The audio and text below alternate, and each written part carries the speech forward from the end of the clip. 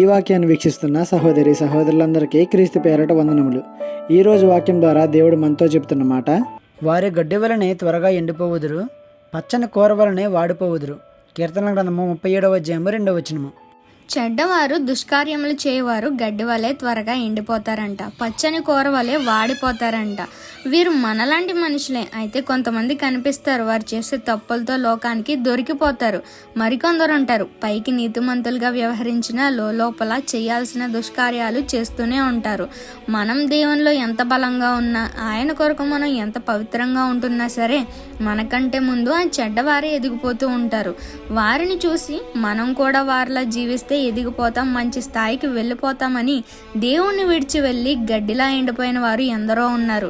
నిన్ను కన్నా తల్లిదండ్రులకు నీకు ఏది మంచో ఏది చెడో తెలియకపోవచ్చు, కానీ నిన్ను పుట్టించిన దేవునికి సమస్తము తెలుసు. నీకు ఏ టైంలో ఏమివ్వాలో అని దేవునికి బాగా తెలుసు.